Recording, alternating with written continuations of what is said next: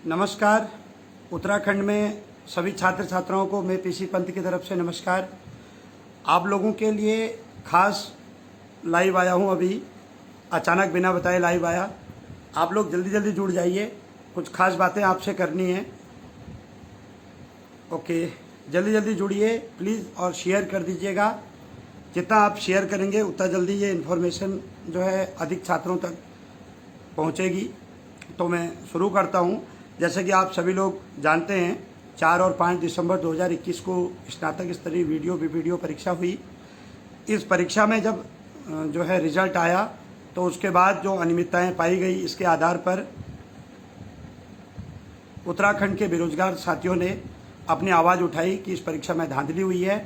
माननीय मुख्यमंत्री जी ने एसटीएफ का गठन किया और ताबड़तोड़ जो है लोग पकड़े गए। कई तरीके से जो है धांधली का इसमें खुलासा हो रहा है। लेकिन अब ऐसा देखा जा रहा है कि छात्रों की आवाज़ को जो है कई जगह से दबाया जा रहा है। कई जगह से ये देखा जा रहा है कि ये बोल दिया जा रहा है कि जो स्टूडेंट आवाज़ उठा रहे हैं वो लोग 40-50 नंबर वाले हैं। इस प्रकार की भी बातें आ रही हैं। तो आप लोगों के बीच में मैं आया हूँ। 60 लोग जुड़ चुके हैं। जल्दी जल्दी सब लोग जुड़िए। देखिए दोस्तों, आज जुड़ने का खास कारण यह है, सर्वप्रथम मैं आप लोगों को ये बताना चाहता हूँ कि माननीय विधायक जी खानपुर विधानसभा से श्री उमेश कुमार भैया जी ने छात्रों के इस मामले में जो है अपनी राय रखी है और उनका ये कहना है कि छात्रों के दर्द को समझते हैं और छात्रों के इस बात को जो है सपोर्ट करने के लिए वो आगे आना चाहते हैं।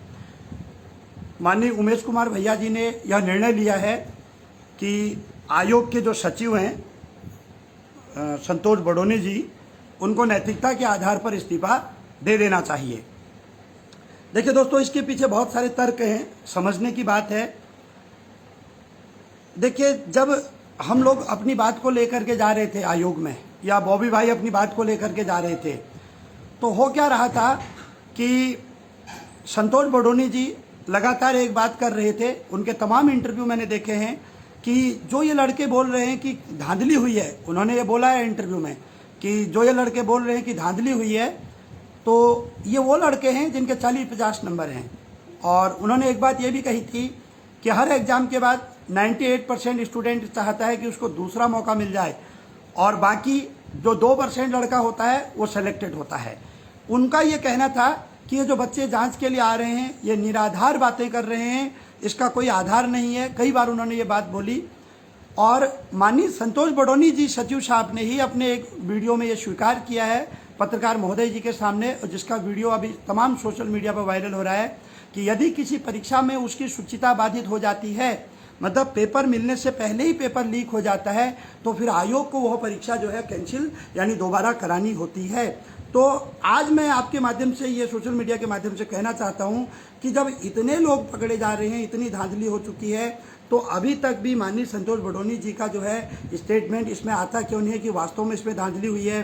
हम इस पर जो है पुनर्परीक्षा के लिए विचार कर रहे हैं। छात्रों, आप ध्यान रखिए, इस प्रकार की बातें न करके, बल्कि अभी भी वो लिपापोती वाली बातें कर रहे हैं। कई बार ये बोल रहे हैं कि नहीं परीक्षा में सेग्रीगेशन होगा, परीक्षा में ये होगा वो होगा, तमाम प्रकार की बातें कर रहे हैं।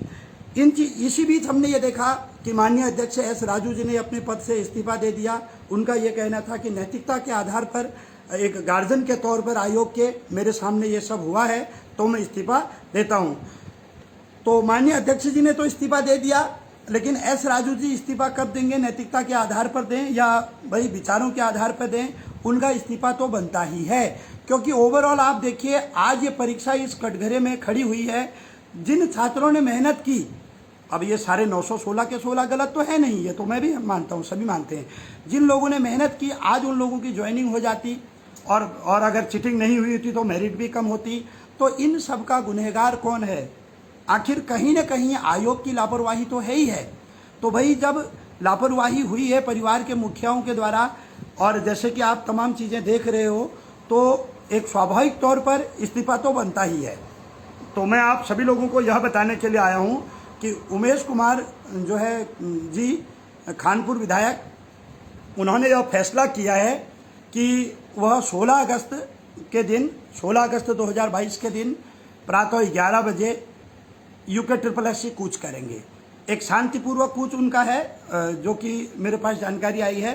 तो उनका ये कहना है कि छात्रों को बढ़ चढ़ के इसमें भाग लेना है। तो मैं आप सभी लोगों को बता दूं, एक छात्र होने के नाते, एक स्टूडेंट होने के नाते मैंने भी परीक्षा दी है और मैं तो उस आंदोलन में, उस जो है कूच में जाऊंगा। और हमारी यही मांग है कि नैतिकता के आधार पर जो है बडोनी जी को इस्तीफा दे देना चाहिए और यह हमें एश्योर करना चाहिए कि पारदर्शिता से यह परीक्षा दोबारा कराई जाएगी। और छात्रों, मैं आपको यह आश्वस्त करता हूं कि जितना मैं माननीय विधायक जी को जानता हूं, उमेश कुमार जी को, मैं आपको यह आश्वस्त करता हूं कि उमेश कुमार जी हमारी लड़ाई लड़ेंगे। आप निश्चित रहिए।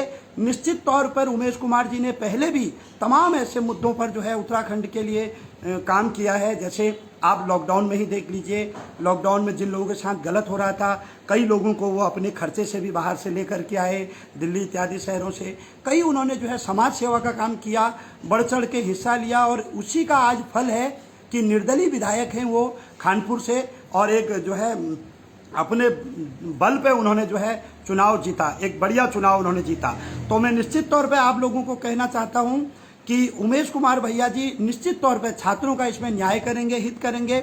और मैं इतना जानता हूं उन्हें कि इस परीक्षा को पारदर्शिता से किस प्रकार से निष्पक्ष कराया जाए, इसमें उमेश भैया जो है हम लोगों का साथ करने वाले हैं, हम लोगों का साथ देने वाले हैं। और हम लोगों का ये कर्तव्य बनता है कि अधिक से अधिक संख्या में उमेश भैया जी का साथ देना है। और भाई, मैं आपसे ज़बरदस्ती तो करूँगा नहीं, लेकिन मैं आपको यह बता दे रहा हूँ, मैं तो एक स्टूडेंट हूँ, कोई नेता नहीं, कोई कुछ नहीं, हमें इन सब से कोई लेना देना नहीं है। लेकिन मैं एक छात्र हूँ, मैंने परीक्षा दी है, मेरे अच्छे मार्क्स से हैं, मैं तो उनके साथ हूँ और मैं आऊँगा 16 अगस्त को। और ये जो कूच है यूके SSS, ये कूच होने वाला है। आप सभी लोग भी आएँ और अपने अधिकार के लिए लड़ें।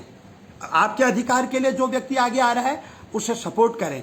कम से कम 70 विधायकों में से कोई विधायक तो ऐसे हुए कि जो सामने आए स्टूडेंट के लिए। बहुत बड़ी बात है कि हमारे लिए एक जनप्रतिनिधि जो है वो आगे आने को तैयार हैं। तो दोस्तों, आप लोग जुड़ रहे हैं, आप लोगों के कमेंट भी बहुत अधिक आ रहे हैं, मैं नहीं पढ़ पा रहा हूँ, उसके लिए क्षमा चाहता हूँ। 90 लोग जुड़ चुके हैं, अधिक से अधिक लोग शेयर करें।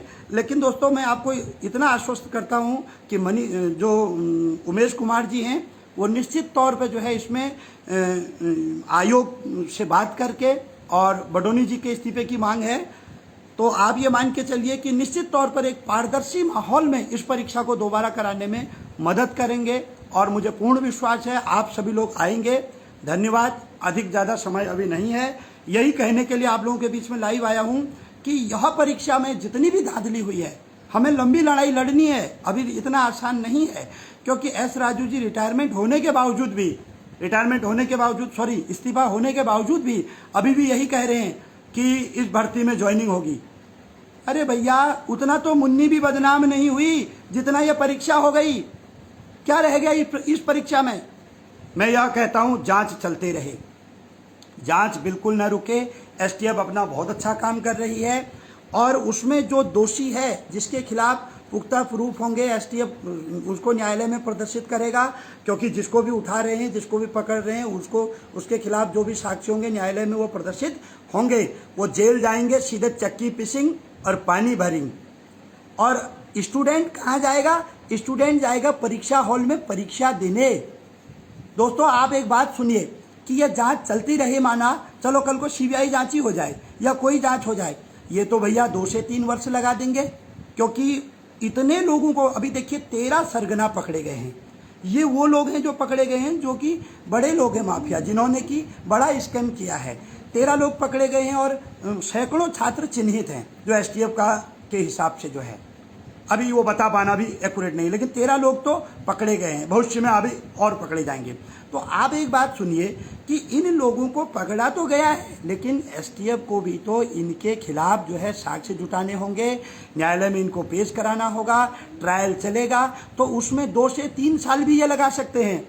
आप ये बताइए, आपका जो समय नष्ट हो रहा है उसको कौन देगा? आपकी जो जवानी खराब हो रही है उसे कौन वापस करेगा? तो मेरी ये गुजारिश है कि यह परीक्षा जल्द से जल्दी इस पर जो है आयोग डिसीजन ले, हमको आश्वस्त करे ठीक है, समय लीजिए, हमें कोई दिक्कत नहीं है। हमको आश्वस्त कीजिए कि यह परीक्षा एक पारदर्शी माहौल में दोबारा पुनर्परीक्षा कराई जाएगी, ये होना बहुत जरूरी है। यदि ऐसा नहीं हुआ तो छात्र के साथ कहाँ से न्याय हुआ? उन स्टूडेंट के साथ भी तो न्याय नहीं हो रहा जो पढ़ाई करके मेहनत से इसमें निकले हैं। अरे मैं तो कहता हूँ 3 महीने के भीतर में दोबारा परीक्षा करा दीजिए। अभी आप हिमाचल प्रदेश में देखिए, वहाँ पर तुरंत पुनः परीक्षा हुई। अरुणाचल प्रदेश में तो एक ऐसा भी वाकया हुआ है कि सुबह एग्जाम हुआ, शाम को रिजल्ट आ गया। जब उन प्रदेशों में हो सकता है तो हमारे प्रदेश में क्यों नहीं हो सकता है? तो आप इस चीज़ को मानिए, जांच चलती रहे। जो गलत होगा, यदि वो सिलेक्शन ले भी लेता है तो भी वो नौकरी से बाहर जाएगा।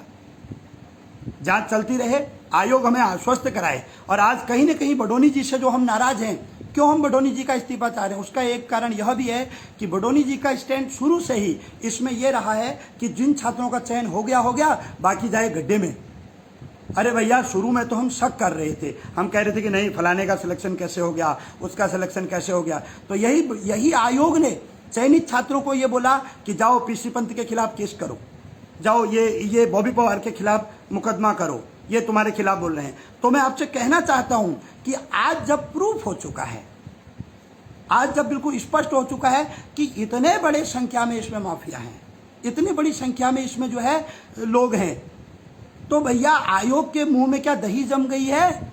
इतना तो बोल सकते हैं कि छात्रों आप चिंता मत कीजिए, यह परीक्षा हम दोबारा कराएंगे, चाहे हमें जो है कुछ भी करना पड़े। एक पारदर्शी माहौल में हम आपको दोबारा यह परीक्षा करा के देंगे। अब कुछ स्टूडेंट अभी चिढ़ गए होंगे जिनका सिलेक्शन हुआ है।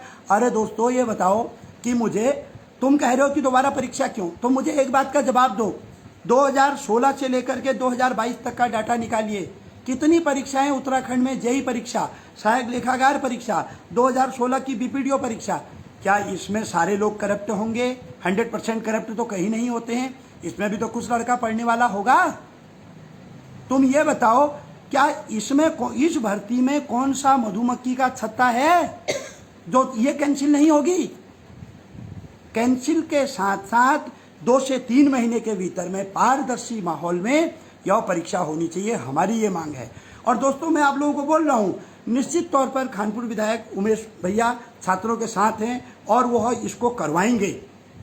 मेरे को पूर्ण विश्वास है कि उमेश भैया एक पारदर्शी माहौल में इस परीक्षा को पुनः परीक्षा करवाएंगे। और आज शुरुआत ये है कि उन्होंने बिगुल छेड़ा है कि बडोनी जी को इस्तीफा देना चाहिए नैतिकता के आधार पर। और मैं आप सभी छात्रों को यह कहता हूं, हमारा मकसद किसी भी प्रकार का बवाल करना, किसी भी प्रकार का हो हल्ला करना, किसी भी प्रकार की हिंसा करना कतई नहीं है। हम स्टूडेंट हैं, हम लोकतंत्र में हमारा अधिकार है, हमारे साथ गलत हुआ है, हमारा अच्छे नंबर होने के बावजूद ऐसे लोगों को चयन दे दिया गया जो पत्थर पर बैठने लायक नहीं थे, उनको कुर्सी में बैठने की तैयारी कराई जा रही थी। तो हमारा अधिकार है, हम अपने अधिकार के लिए बोल सकते हैं शांतिपूर्वक। लेकिन मेरी आपसे यह राय भी है, आपसे यह सलाह भी है कि भाई आप लोग किसी भी प्रकार का ऐसा प्रदर्शन न करें जिससे शांति भंग हो, जिससे कोई हो हल्ला हो। शांतिपूर्वक हमें आयोग में जाना है, क्योंकि लगातार जब हम कह रहे हैं तो आज तक उनका इस्तीफा देखने को नहीं मिला। इस्तीफा तो दूर की बात है, बडोनी जी ने अभी तक जिम्मेदारी तक नहीं ली है कि हाँ यार स्टूडेंट आपके साथ गलत हुआ। भैया, जब अध्यक्ष साहब ने इस्तीफा दे दिया तो आप क्यों नहीं दे रहे हैं? और दूसरी बात, बडोनी जी, मैं आपसे एक बात और पूछना चाहता हूं कि जब इतना एग्जाम आपने कैंसिल किया, देखिए आपने लेखाकार परीक्षा कैंसिल किया, आपने जेई भर्ती परीक्षा कैंसिल किया। जेई भर्ती परीक्षा में तो कोई ऐसा पकड़ा भी नहीं गया था, केवल ये था कि एक ही कोचिंग से 60-65 लड़कों का सिलेक्शन हो गया था शक के आधार पर।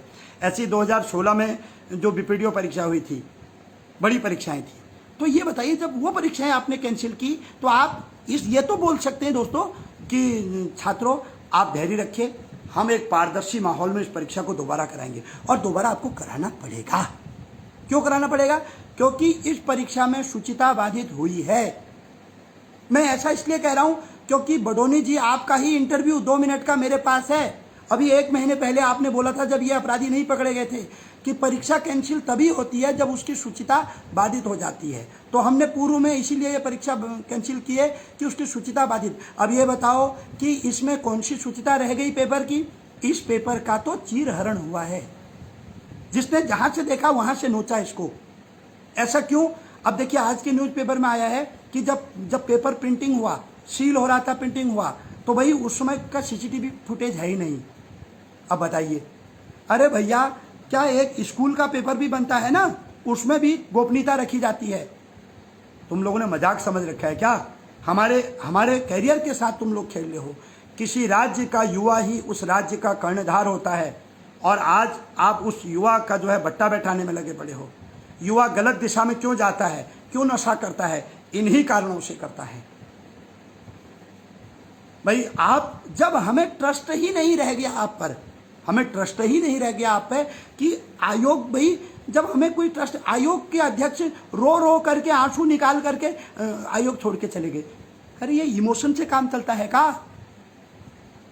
इमोशन से भाई भतीजावाद चलता है, इमोशन से प्रशासन नहीं चलता है। प्रशासन चलता है ठोस नियमों से। जब आप आयोग को चला रहे हैं, आपसे एग्जाम पारदर्शिता से नहीं हुआ तो आप उसकी जिम्मेदारी लीजिए, आप इस्तीफा कीजिए, कह दीजिए हमारा फॉल्ट है, और जो भी अध्यक्ष सचिव आए वो री एग्जाम करवाएं दोबारा से इसको सही माहौल में। दोस्तों इस परीक्षा का अंत तो गत्वा वही है कि री एग्जाम।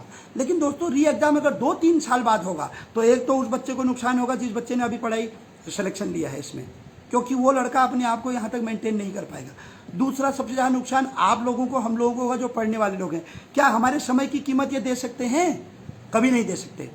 तो मेरा आपसे ये अनुरोध है कि शांतिपूर्वक तरीके से आप सभी लोग पहुँचें। हमारा कोई भगदड़ मचाना, कोई हिंसा करना, इस प्रकार का कोई भी हमारा उद्देश्य नहीं होना चाहिए। यदि आप इस प्रकार की कोई भी हिंसा इत्यादि करते हैं तो उसके जिम्मेदार आप स्वयं रहेंगे, मैं नहीं, या उमेश कुमार भैया नहीं। मैं एक छात्र होने के नाते मैं आ रहा हूँ, और मैं आपसे ये भी नहीं कह रहा हूँ कि किसी की ज़बरदस्ती है। जिसको लगे कि अपने अधिकार के लिए आना चाहिए वो आइएगा। और 16 अगस्त के दिन सुबह 11 बजे UKTSS आयोग में मिलते हैं आप सभी लोगों से। मैं आऊँगा, और उमेश कुमार भैया जी का तहे दिल से धन्यवाद। उमेश कुमार भैया जी से हम कहना चाहते हैं कि काश उत्तराखंड के अन्य विधायक भी इसी प्रकार से छात्रों के साथ खड़े हों, तो भाई इस उत्तराखंड को हम सोने की चिड़िया के रूप में देखें। छोटा सा राज्य है, देवभूमि है। इस देवभूमि में ऐसे जनप्रतिनिधियों की आवश्यकता है जो छात्रों की लड़ाई लड़ें। और दोस्तों मैं जाते जाते आपको एक चीज़ आश्वस्त कराता हूँ कि उमेश कुमार भैया जी को जितना मैं जानता हूँ, वो स्टूडेंट के लिए, युवाओं के लिए और हमारे यहाँ के बेरोजगारों के लिए हमेशा तत्पर रहते हैं। मेरे को पूर्ण विश्वास है कि उमेश कुमार भैया जी इसमें छात्रों के साथ रहते हुए इस परीक्षा को पारदर्शिता से पुनः जल्द से जल्दी, और वो अभी जो है प्रतिनिधि भी हैं, तो जल्दी से जल्दी कराने में हमारी मदद करेंगे। और सरकार से इस बात का जो है वो जो है आग्रह भी करेंगे, क्योंकि वो जनप्रतिनिधि हैं। इस समय जनप्रतिनिधि हैं, विधानसभा में उनकी जो है आवाज़ वो उठा सकते हैं। तो मेरा ये कहना है कि निश्चित तौर पर मुझे विश्वास है कि वो इस परीक्षा को एक अच्छे पारदर्शी माहौल में कराएंगे। मुझे विश्वास है। इसी विश्वास की वजह से और मैं भी आ रहा हूँ, और आप भी आइएगा। धन्यवाद, नमस्कार।